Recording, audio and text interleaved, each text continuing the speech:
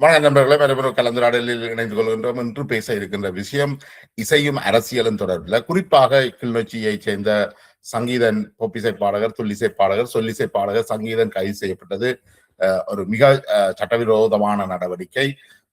இசைக்காக ஒரு பாடலை பாடியதற்காக அவர் மேலே பாடலை பாடியதற்காக அல்ல, பாடலை வெட்டி ஒட்டி வெளியிட்டதற்காக கைது செய்யப்பட்டிருக்கின்றார். விசாரணைக்கு உட்படுத்தப்பட்டிருக்கிறார். ஆனால் எவ்வாறான விஷயங்களாக இருந்தாலும் அவர் பயங்கரவாத தடைச்சட்டத்தின் கீழ் கைது செய்யப்பட்டிருப்பது மிக மோசமானது. இது இவ்வாறான கைதுகளை அரசு முற்றுமுழுதாக தவிர்க்க வேண்டும். பயங்கரவாத தடைச்சட்டம் நீக்கப்பட வேண்டும். அதை நீக்குவதென்ற அடிப்படையில தான் இந்த அரசு ஆட்சியை அமைத்துக் கொண்டது. அப்ப எழுந்தமானமாக இவ்வாறான கைதுகளை இடம்பெறுவது இது அரசுக்கும் ஆரோக்கியமான ஒரு விஷயம் அல்ல, தமிழ் மக்களுக்கும் இது ஆரோக்கியமானது அல்ல. இந்த விஷயத்துலதான் இந்த பின்னணியை பார்க்க போறோம். என்றால் இந்த அரசு இந்த சங்கீதத்துக்கும் இசைக்கும் கலைக்கும் அரசியலுக்கும் ஒரு மிக நெருக்கமான தொடர்பு இருக்கு. இசை உருவான காலத்துல இருந்து அது மக்களுடைய பல்வேறு வெளிப்பாட்டு சுதந்திரங்கள், அது ஒரு கம்யூனிகேஷன் டூலாக இருக்குது, அது தொடர்பாடல் சாதனமாக இருக்குது. அந்த வகையில பாடகர்கள், கவிஞர்கள், இசை உருவாக்குறவர்கள் தங்களுடைய வரலாறுகள், யுத்தங்கள், தங்களுடைய அரசர்கள் பற்றிய போராட்டங்கள் பற்றின பல்வேறு விடயங்களையும் இந்த இசைக்கூடாக, கலைகளுக்கூடாக தக்க வச்சு வந்திருக்கிறார்கள். இதுதான் அந்த வரலாறா இருந்திருக்கு. இந்த வரலாறு காலனித்துவ காலகட்டத்திலையும், காலனித்துவத்துக்கு எதிரான போராட்டங்கள் நடந்த காலத்திலையும் இந்த வரலாறுகளை நாங்கள் பார்த்திருக்கிறோம். காலனித்துவத்துக்கு எதிராக ஆசியா, ஆப்பிரிக்கா, லத்தீன் அமெரிக்கா போன்ற நாடுகள்ல பல்வேறு பாடல்கள் உருவாக்கப்பட்டிருக்கு. அடிமைகளாக இந்தியாவில இருந்து இலங்கைக்கோ, மலேசியாவுக்கோ அல்லது தென் அமெரிக்காவுக்கோ இந்தியர்கள் அழைத்து செல்லப்பட்ட பொழுது அவர்கள் தங்களுடைய வரலாறுகளை பாடல்களாகத்தான் கடத்தி இருக்கிறார்கள். அப்ப இந்த இசைக்கு மிகப்பெரிய பங்களிப்பு இருக்கின்றது. குறிப்பா நாட்டார் பாடல்கள், எங்களுடைய நாட்டார் பாடல்கள், ஊர் பாடல்கள் எல்லாத்தையும் எடுத்தால் அதுக்கு பின்னுக்கு அந்த சமூகத்தினுடைய வரலாறு, வலி, அவர்களுடைய பண்புகள், மாண்புகள் எல்லாமே அதுல அடங்கி இருக்கும். அந்த வகையில இசை என்றது முக்கியமான ஒன்று. அதே போலதான் இந்த இசைக்கும் தேசிய கீதம் கூட பார்த்தோம் என்று சொன்னால், ஒவ்வொரு நாடுமே தனக்கு ஒரு நேஷனல் ஆந்தம், தேசிய கீதத்தை வச்சிருக்கிறார்கள். பிரான்ஸ்ல லா மெசிரேஸ், அல்லது இந்தியாவில ஜனகன மன்னன, இலங்கையில ஸ்ரீலங்கா மாதா, இந்த நேஷனல் தேசிய கீதங்கள் அந்த மக்களை ஒன்றிணைக்கிறதுக்கும் உணர்வுகளை, தேசிய உணர்வுகளை ஊற்றுறதுக்குமாக அது இன்றைக்கும் பயன்படுத்தப்பட்டு வருகின்றது. இந்தியாவில் ஜனகணமன தற்பொழுது சர்ச்சைக்குரியாக இருக்கிறது. விஜயுடைய பதவியேற்பில் தமிழ் தாய் வாழ்த்துக்கு முன்பாக இந்த ஜனகணமன தான் ஆரம்பித்து முடித்திருக்கிறார்கள். இல்லை தமிழ் தாய் வாழ்த்து தான் முதல் வர வேண்டும் என்ற அளவுக்கு இசைக்கும் அரசியலுக்குமான முரண்பாடுகள் என்று சொல்லலாம். இந்த இசைக்கும் அரசியலுக்கும் இடையில இருக்கிற இந்த உறவு மிக நெருக்கமானதாக இருக்கிறத நாங்கள் பார்க்கிறோம். இப்ப பார்த்தோம்னா இது தனிய இன உணர்வு சம்பந்தப்பட்ட விஷயங்களாக மட்டுமல்ல. சில சமூகங்கள் ஒவ்வொரு நாட்டார் குழுக்கள் இருக்கின்றது, நாட்டார் பாடல்கள் அதை வெளிப்படுத்துறதாக இருக்குது. அதே போல ஃபுட்பால் அல்லது உதைபந்தாட்ட கழகங்கள் அவைக்கென்று பாடல்களை வச்சிருக்கிறார். இலங்கையில பார்த்தோம்னா பாடசாலைகள், வடக்குல கூடுதலான பாடசாலைகள் பாடசாலை கீதத்தை வச்சிருக்கிறார்கள். அவர் அந்த பாடசாலை கீதத்துக்குள்ளால அந்த பாடசாலையை கற்ற மாணவர்களை எல்லாரையும் ஒன்றிணைத்து அணிதிரட்டுறதை நாங்கள் பார்த்திருக்கிறோம். அப்ப இது ஒரு கிட்டத்தட்ட ஒரு இமேஜின் கம்யூனிட்டி ஒன்றை இவர்கள் உருவாக்குறார். ஒரு கற்பனை குழுக்களை உருவாக்குறதுக்கு இந்த இசை மிக முக்கியமாக இருக்குது. அந்த அடிப்படையில சிறுபான்மை தேசிய இனமாக இருக்கின்ற தமிழர்கள் தங்களுக்குள்ளே ஒரு குழுவாக சேர்வதற்கு சில பாடல்களை உருவாக்கி வச்சுக்கிறார்கள். அதே போல இந்த சிவில் ரைட்ஸ் இயக்கங்கள் அமெரிக்காவிலையும் சரி, வேறு நாடுகளில் உருவான சிவில் ரைட் இயக்கங்கள், சவுத் ஆப்பிரிக்காவில் உருவான அப்பத்தைட் எதிரான இயக்கங்கள் இந்த பாடல்கள்ல மிக தங்குங்க. குறிப்பாக ஆப்பிரிக்க கருப்பினத்தை சேர்ந்தவர்கள் மத்தியில் இந்த போராட்ட உணர்வுகள், அதோடு சம்பந்தமான பாடல்கள் மிக முக்கியமானவையாக இருக்கின்றன. அதே போல தொழிற்சங்கங்கள், தொழிலாளர் அமைப்புகள் பாடல்களை உருவாக்கி இருக்கின்றன. இப்ப மியூசிக், இசை என்றது கிட்டத்தட்ட ஒரு பிரச்சார ஊடகமாகவும் இருந்து வருகிறது.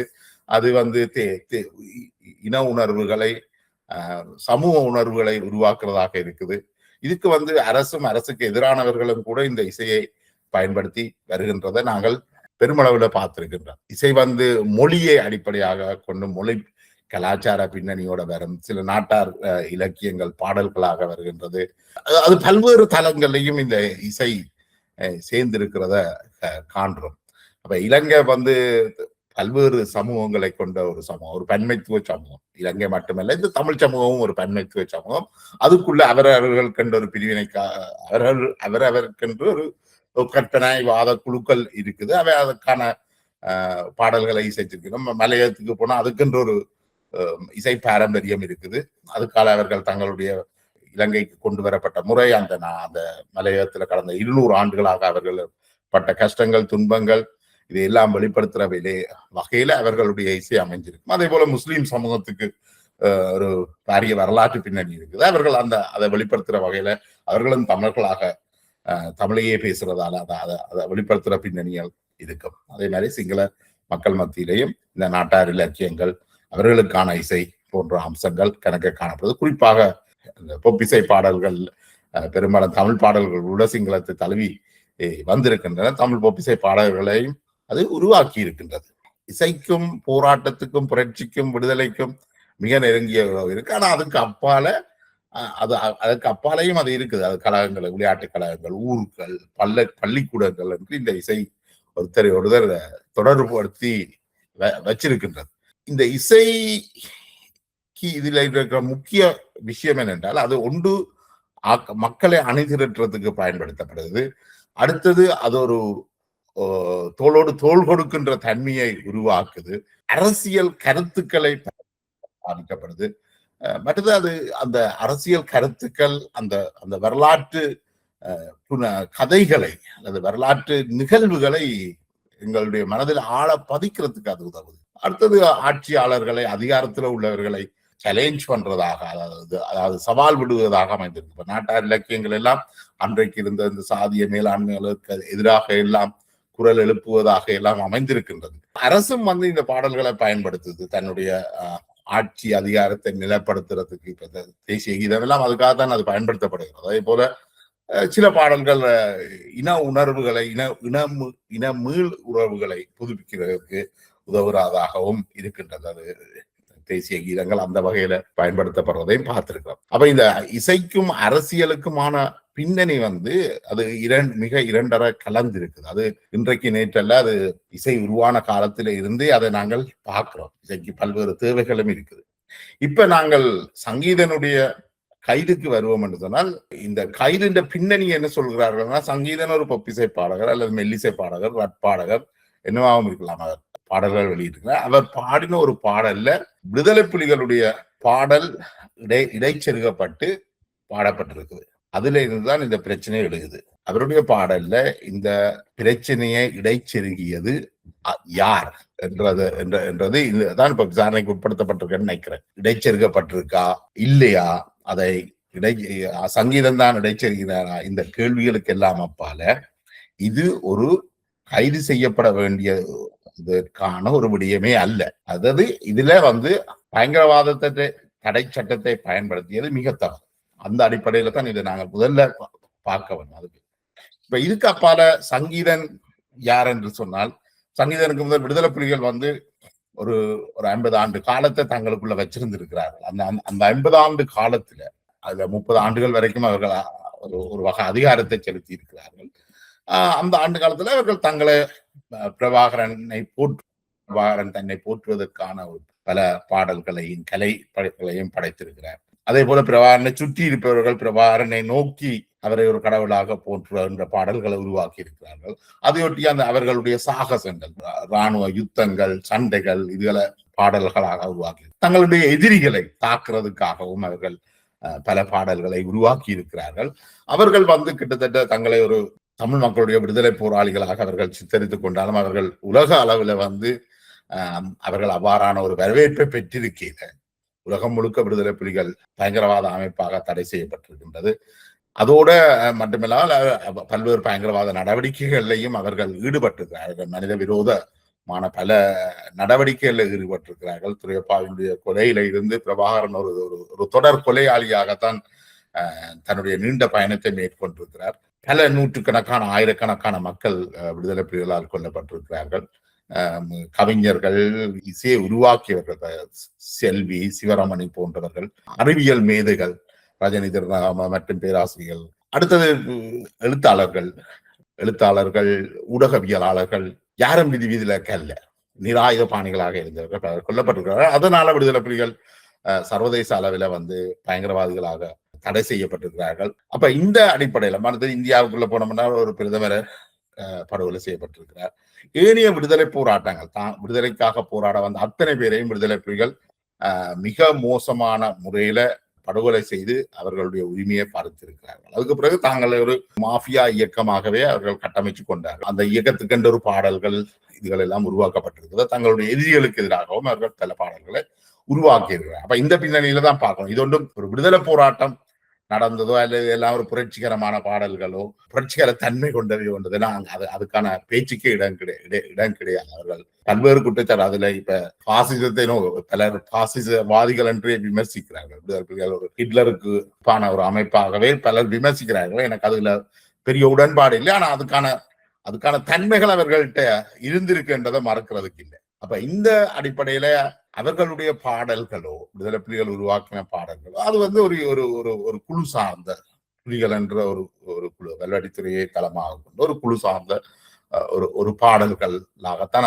அது இருக்குது. அது பார்க்கப்பட வேணும். அங்கே ஒரு புரட்சியும் இல்லை, ஒரு விடுதலையும் கிடையாது. அப்ப சங்கீதன் என்ன சொல்றது, உணர்வு ரீதியாக அல்லது அரசியல் துறை பெற்ற ஆளானால் அப்படியும் இல்லை. சங்கீதன் தண்ணீர் சங்கி என்றுதான் அழைக்கிறார் சுருக்கமாக. அவருக்கு அந்த சங்கி என்ற அந்த சொல்லாடலுக்கு பின்னால இருக்கிற அரசியல் கூட அவர் தெரிஞ்சிருக்கிறாரா எனக்கு தெரியல. இப்ப இந்தியாவில RSS பயங்கரவாதிகளை நாங்கள் சங்கிகள் என்றுதான் சொல்றது. அப்ப ஏனென்றால் சங்கிகள் என்றுதான் அவர்களை சொல்றோம் என்றால் அவர்களுடைய அந்த தன்மையை வெளிப்படுத்துறது. அதையே தண்ட பெயராக நாங்கள் ஒரு ஹிட்லர் என்ற எனக்கு பேர் வச்சு கொண்டு வந்தா நாங்கள் யாரும் அதை மதிக்கிறேன். அப்ப அதே மாதிரிதான் சங்கி. அவருக்கு அந்த இவ்வாறான தெரிவுகளே எனக்கு அவர்கிட்ட இருக்கா இல்லையா தெரியாது. ஆனா இது எல்லாத்துக்கும் அப்பால அவரை தேட வேண்டிய சந்தர்ப்பம் அவர் கைது செய்யப்பட்ட பிறகுதான் எனக்கு வந்தது. அவருடைய சில பாடல்களையும் நான் அதுக்கு பிறகு போட்டு கேட்டேன். உண்மையிலேயே அந்த பாடல்கள்ல கைது செய்ய வேண்டிய தேவைக்கு அங்கே ஒரு தேவையும் இருக்கிறதாக தெரியல. விடுதலை புலிகளுடைய பாடலை அவர்கள் வெட்டி ஒட்டி சம்பந்தமா அவரை கைது செய்யாமலே விசாரணைகளை மேற்கொண்டிருக்கலாம். கைது செய்ததன் மூலம் இது தேவையில்லாத பிரச்சனைகளை கொண்டு வருது. அவர் பாடல்கள் மூலம், தன்னுடைய பாடல்கள் மூலம் அங்க விடுதலை புலிகளை உருவாக்குறாரா அல்லது இன முரண்பாட்டை தோற்றுவிக்கிறாரா என தெரியல. அது இன முரண்பாட்டை உருவாக்குற பாடலாக இருந்தாலும் அது பெருசாக யார்கிட்டையும் இடம்பெற இல்லை. அரசு கைது செய்ததன் மூலம் அது தமிழ் மக்கள் மத்தியில ஒரு அதிர்வலையை ஏற்படுத்தி இருக்குன்னு தான் சொல்லலாம். சோ அதனுடைய இந்த கைது மிக முற்றுமுழுதான தவறு. பயங்கரவாத தடை சட்டமே தவறானது. பயங்கரவாத தடை சட்டத்தை இல்லாமல் பண்ண வேண்டியது மிக முக்கியமானது. அதுக்கு மேல நாங்கள் இன்னொரு விஷயம் பார்த்தது, இந்த அரச கட்டமைப்புன்றது அது ஒன்று சட்டத்தை உருவாக்குறது, அடுத்தது சட்டத்தை அமுலாக்குறது, அடுத்தது நீதி. இந்த மூன்றும் தனித்தனியே செயற்படணும். ஒன்றுல ஒன்று தொடர்பு இல்லாமல் தனித்தனியாக செயற்படும். ஆனா கடந்த 75 ஆண்டுகளாக இது கிட்டத்தட்ட இந்த மூன்றுமே ஒரே சட்டத்தை உருவாக்குபவர்களும் சட்டத்தை நடைமுறைப்படுத்துபவர்களும் நீதியை வழங்குபவர்களும் ஒரே ஆட்களாகத்தான் இருந்திருக்கிறார். அதாவது ஆட்சிக்கு வரும் அரசியல் கட்சி தான் இந்த மூன்றையும் செய்தது. ஆனால் இப்ப 75 ஆண்டுகளுக்கு பிறகு இதுல ஒரு மாற்றத்தை கொண்டு வர தேசிய மக்கள் சக்தி விரும்புது. அப்படி விரும்பல சட்டத்தை உருவாக்குறார்கள் சட்ட பாராளுமன்ற உறுப்பினர். அதுக்கு பிறகு அதை அமுல்படுத்துபவர்கள் போலீசார் தான் அமுல்படுத்துகிறார்கள். அப்ப போலீசார் அமுல்படுத்தியிருக்கல அரசியல் நோக்கத்தோடு இந்த கைது இடம்பெற்றதாக இங்கு சொல்ல வாரது நினைக்கல. அப்படி அதுக்கான ஆதாரங்கள் இருக்கிறதாக தெரியல இதுவரைக்கும். அதாவது அரசியல்ல இருந்தவர்கள் இதனை தூண்டிவிட்டு இவரை கைது செய்தார்கள். இது போலீசார் தங்களுக்கு கிடைத்த அழுத்தங்களூடாக அதை செய்திருக்கிறார்கள். இந்த அழுத்தம் எங்கே இருந்து வருதுன்னா தென்பகுதியில இருக்கிற இந்த பாடல், புலிகளுடைய பாடல், வெட்டியோட்டப்பட்ட பாடல் சிங்களத்துல மொழிபெயர்க்கப்பட்டு அங்கு அது ஒரு அலையை ஏற்படுத்தினதாக இங்குள்ள போலீசாருக்கு அது அறிவிக்கப்பட்டு கைது இடம்பெறுகிறது. அப்ப இது நேரடியாக இதுல ஒரு அரசியல் தலையீடு இருந்ததாக இன்னும் உறுதிப்படுத்தப்பட இல்லை. அப்படி இருந்திருக்க வாய்ப்பு இருப்பதாக தெரியல. கைது செய்யப்பட்டிருந்தால் அவர் விசாரணைக்கு கைது செய்யாமலே விசாரணைக்கு செய்து கொண்டு இது அந்த பிரச்சனையை அதோட முடிச்சிருக்க வேணும். ஆனா அந்த மாதிரி செய்தது இப்ப பிரச்சனை ஆயிருக்குது. இப்ப பெரும்பாலும் அவர் விடுவிக்கப்படுவார் என்றுதான் நம்ப வேணும். அதுக்கான சட்ட நடவடிக்கைகளை சுமந்திரன் போன்றவர்கள் எடுத்திருக்கின்றார்கள். இவ்வாறான கைதுகள் தொடர்ச்சியாக இடம்பெறும் என்றால் இந்த அரசு எண்ணத்தை கொண்டு வர நினைக்கிறதோ அதை அமல்படுத்த முடியாமல் அதனை சாதிக்க முடியாமல் போகும். இப்ப நாங்கள் இதற்கு முதல் உரையாடல் ஒன்றில் நாங்கள் சொல்லியிருந்தாங்க, அரசு எதிர்பார்க்கிற வேகத்தில அரச இயந்திரம் மாற்றத்தை கொண்டு வரேன். அரசு இயந்திரம் 75 ஆண்டுகளாக அது ஒரு இனவாத மோசடி மிக்க ஒரு இயந்திரமாகத்தான் இருக்குது. அந்த வகையில தான் இந்த போலீசாரோ ராணுவ கட்டமைப்போட இருக்குது. அப்ப இன்றைக்கு இவருடைய கைது கூட இந்த பொறிமுறையில உள்ள தவறினூடாகத்தான் வந்திருக்கு. அப்ப இந்த பொறிமுறையை செப்பனிட வேண்டியது மிக முக்கியமானது, அரசினுடைய கடமை. ஆனால் சங்கீதனுடைய கைது வந்து அவர் உடனடியாக விடுவிக்கப்படுறதை தவிர வேற வழி இல்லை அரசுக்கு என்று சொல்லிக்கணும். மற்றது இந்த தமிழ் தரப்புல வந்து இது எல்லாத்தையும் ஒரு கைது இடம்பெற அதுக்கான போராட்டங்கள் நிச்சயமாக இடம்பெற வேணும். ஆனா இது ஒரு தங்களுடைய அரசியல் லாபத்துக்காக பயன்படுத்துறதையும் பார்க்கணும். இது வந்து தமிழ் தேசியத்துக்கு கிடைச்ச ஒரு அதிக வாய்ப்பு. இந்த அரசுக்கு எதிராக தங்களுடைய கூக்குரல்களை வெளியிடுறதுக்கு தமிழ் தேசியத்துக்கு கிடைச்ச ஒரு நல்ல வாய்ப்பு.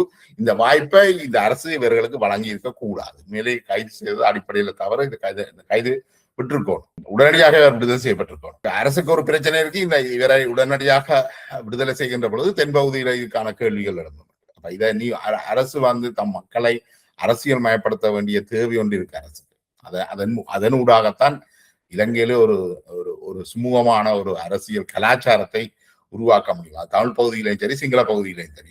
இப்ப இருக்கிற அரசியல் கலாச்சாரம் என்றது அரசியல் கட்சிகள் தங்களுடைய வாக்கு வங்கிக்காக என்ன கருத்துக்களையும் சொல்லி இனவாத கருத்துக்களை பரப்பி அதுல ஒரு வாக்கு வங்கியில லாபத்தை எடுக்கிறத நோக்காகத்தான் கொண்டிருக்குது. அப்ப இதை நிறுத்த வேண்டிய முக்கியமான கடமை தற்பொழுது அரசுக்கு ஏற்பட்டிருக்கிறது. இதை தவறுற பட்சத்துல இப்ப யாருமே அறியாத, பெரும்பாலானவர்கள் அறிந்து கொள்ளாத விடயங்களை இப்ப தேடி பார்க்க வேண்டி வந்திருக்கு. எப்பொழுது சட்டனிக் வேர்சஸ் சாத்தான்கள் வேதம் என்ற அந்த நூல், சால்மன் ருஷ்டி எழுதிய நூல் பத்துவா வழங்கப்பட்ட பிறகு, சால்மன் ருஷ்டிக்கு பத்துவா வழங்கப்பட்ட பிறகுதான் அதுக்கு இந்த விற்பனை அதிகரிச்சு. அதே போலதான் இப்ப சங்கீதனுடைய இந்த இசை வந்து பலரும் பெரும்பாலும் கேட்டிருக்கேன். ஆனால் அரசு அவரை கைது செய்து வந்து அந்த பாடலை கேட்க வேண்டிய ஏற்பட்டதான். அதை கேட்கின்ற பொழுதுதான் தெரிஞ்சது இது இதுக்கா போய் கைது செய்திருக்கிறார், இதுக்கா போய் இதை செய்திருக்கிறார்கள். ஏன்னா சங்கீதன் வந்து புரட்சிகரமான பாடலையோ அல்லது ஒரு விடுதலை சார்ந்த விஷயங்களையோ கொண்டு வந்ததாக தெரியுது. அந்த பாடல் வந்து விடுதலை புலிகள் என்ற ஒரு குழுவால உருவாக்கப்பட்ட பாடல். அதுல அவர்கள் தங்களோட குழு என்ன சொல்றது, ஒரு பள்ளிக்கூடத்துக்கு ஒரு குரூப் இருக்குது, ஃபுட்பாலுக்கு ஒரு குரூப் இருக்கு, அதுக்கப்புறம் புலிகள் ஒரு குரூப்பை வச்சிருந்தார்கள். அவர்கள் உலகளாவிய ரீதியில ஒரு தடை செய்யப்பட்ட அமைப்பாகவும் இருக்கு. அப்ப அதுல இருந்து வார பாடல்கள் வீடன் போன்றவர்கள், அறிவு போன்றவர்கள் பல்வேறு சமூக மட்டத்திலும் சமூக ஒடுக்குமுறைக்கு எதிராக, பல்வேறு ஒடுக்குமுறைகளுக்கு எதிராகவும் பாடல்களை உருவாக்குகிறார்கள், இசைக்கிறார்கள். அப்ப அதுகளோட ஒப்பிடுகின்ற அளவுக்கு எல்லாம் இந்த பாடல் தாக்கத்தை ஏற்படுத்துற அளவுக்கு இருக்கு இல்லை. இது வந்து விடுதலை புலிகள் சார்ந்த ஒரு சின்ன ஒரு குழு வந்து இத இணையதளங்கள்ல பெரிதாக்கப்பட்டிருக்கே ஒழிய இது மக்கள் மத்தியில இந்த தாக்கத்தையும் ஏற்படுத்தினதாக தெரியுது. அதுக்கு ஏன் அரசு இந்த மிக மோசமான பயங்கரவாத தடை சட்டம் என்ற இந்த ஆயுதத்தை பயன்படுத்தினது என்றதான் மிக சிக்கலானது. ஸோ அதனுடைய மிகப்பெரிய தவறு. இதுக்கு ஒரு முற்றுப்புள்ளி வைக்க வேண்டும். மற்றது இந்த விடுதலை புலிகள் ஒரு போராட்டத்தை நடத்தினார்கள் என்ற அந்த பாசாங்குகளை நாங்கள் நினைக்கிறோம். அது இந்த உண்மையும் கிடையாது. அது ஒரு குழு. ஏற்கனவே சொல்லி குறிப்பிட்டது போல வல்லடித்துறை தளமாக கொண்டு உருவாக்கப்பட்ட ஒரு குழு. பிற்காலத்தில் அதுல பலரும் சேர்ந்திருக்கிறார்கள், இணைந்திருக்கிறார்கள். ஆனால் அவர்கள் தமிழ் மக்களுடைய விடுதலை ஜனநாயகம் தொடர்பில் வந்து அவர்களுக்கு எந்த அக்கறையும் இல்லை. அவர்கள் பெண்களுடைய விடுதலையையோ அல்லது ஒடுக்கப்பட்ட சமூகங்களுடைய விடுதலையோ அல்லது தமிழ் மக்களுடைய விடுதலையோ விடுதலை புலிகள் வேண்டி நிற்கல. விடுதலை புலிகளுடைய பாடல்கள் எல்லாத்தையும் நீங்கள் பாத்தீங்கன்னா அது புலிகளை போற்ற பாடல்கள், இந்த மரணங்களை போற்றுகின்ற கொண்டாடுகின்ற பாடல்களாகத்தான் இருக்கு. அல்லது பிரபாகரனை கொண்டாடுகின்ற பாடல்களாக இருக்க, அது ஒரு சமூக விடுதலையோ இன விடுதலையோ அல்லது பெண் விடுதலையோ நோக்கி அந்த பாடல்கள் இருக்கிறது. விடுதலை போராட்டத்துல பெண்கள் பயன்படுத்தப்பட்டிருக்கிறார்கள். விடுதலை புலிகள் ஆண்கள் மட்டும்தான் போராட்டத்துக்கு போகலாம் என்றால் 50,000 ஆண்களை எங்க தேடி பிடிக்கிறது. அதனாலதான் பெண்கள் விடுதலை போராட்டத்துக்கு இணைக்கப்பட்டார்கள். ஆரம்பத்தில் விடுதலை புலிகள் பெண்களை போராட்டத்துக்கு இணைக்கிறதையே பிரபாகரன் பெருசா விரும்பி இருக்கல. ஊர்மிளாவையே ஆகாத பட்டங்களை சொல்லி அதுல இருந்து விலத்தினர்.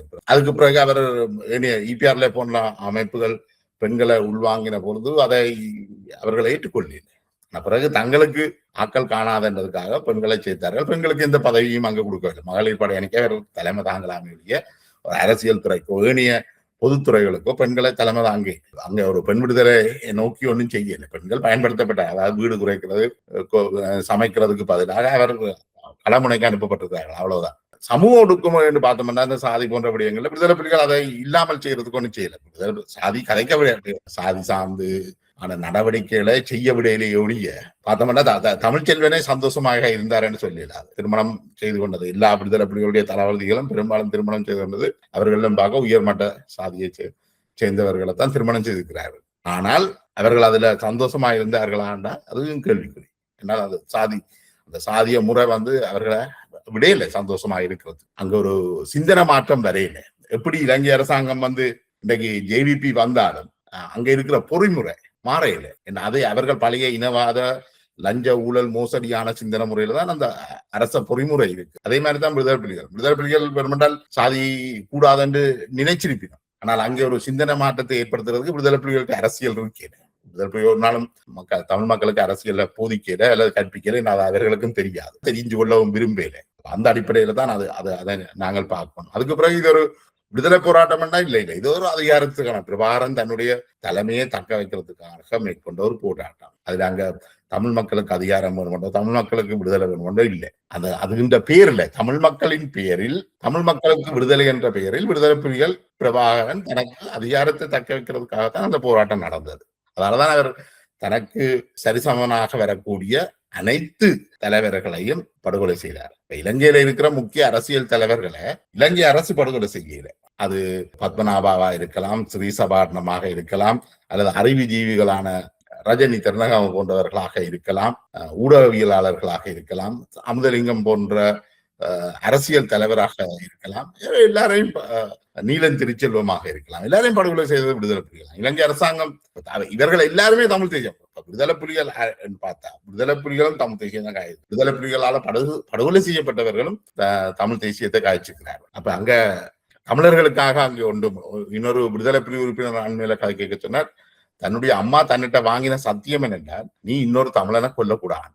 ஆனா இந்த விடுதலை போராட்டத்தில் நடந்தது என்னன்னா நாங்கள் தான் கூடுதலாக எங்களோட சமூகத்தை அழிச்சிருக்கிறோம். சிங்கள ராணுவம் மேலே இருந்து கொண்டு போட்டோம்னா நாங்கள் நேரடியா வீட்டுக்கு போய் ஆளை கூப்பிட்டு வச்சு சந்தியில எடுத்து வச்சு மண்டையில ஓட்டோம். சரிதானே? அப்ப ஆனவடியால் இங்க ஒரு விடுதலை போராட்டம் விடுதலை புலிகளுடைய பாடல்கள் ஒன்றும் விடுதலை போராட்டத்துக்கான பாடல்கள் எல்லாம் அது ஒன்றும் இனிமேல் மக்களை அணி திரட்டி ஒரு விடுதலை போராட்டத்தை கொண்டு வர அது நடந்ததே விடுதலை போராட்டம் அல்ல. ஸோ ஆனவடியால் அதுல அரசு தகவல்களை சரிபார்க்கிறது மிக முக்கியமானது. இது இவ்வாறான கைதுகள் முற்றுமுழுதாக தவிர்க்கப்பட வேண்டும். சங்கீதன் போன்றவர்கள் தங்களுடைய இசையை கொண்டு போறதுல எந்த தடையும் இல்லை. அவர்கள் வளர்ந்து வார கட்டத்துல அவர்களாகவே சில விஷயங்களை கற்றுக்கொள்வார்கள். தாங்கள் ஒரு இயக்க குழுவுண்ட ஒரு குழுவாதத்துக்குள்ள நிக்கிறதா, தனி மனித வழிபாடு தனிநபர்கள் சார்ந்து நிக்கிறதா, இது அவர்களுடைய அரசியல் சமூக விழிப்புணர்வு இல்லாத தன்மையை ஒழிய அவர்கள் அவ்வாறான விழிப்புணர்வு அடைகிற பொழுது அவர்கள் தங்களை மேம்படுத்திக் கொள்வார்கள். அதுல அரசு பயங்கரவாத தடைச்சட்டத்தை பயன்படுத்தி அவர்களுக்கு கற்பிக்க வேண்டிய எந்த அவசியமும் கிடையாது. எதிர்விளைவுகளை தான் ஏற்படுத்தும் என்று சொல்லி நான் நினைக்கிறேன். இந்த சங்கீதம் விடுதலை செய்யப்படுவது மிக மிக முக்கியமானது. அரசு எக்காரணம் கொண்டும் இந்த பயங்கரவாத தடைச்சட்டத்தை பயன்படுத்தக்கூடாது. அது உண்மையா பயங்கரவாத தடைச்சட்டம் நீக்கப்பட வேண்டும் என்று சொல்லிக்கொண்டு நான் நினைக்கிறேன். இந்த உரையாடலை முடிவு கொண்டு வரலாம். நன்றி.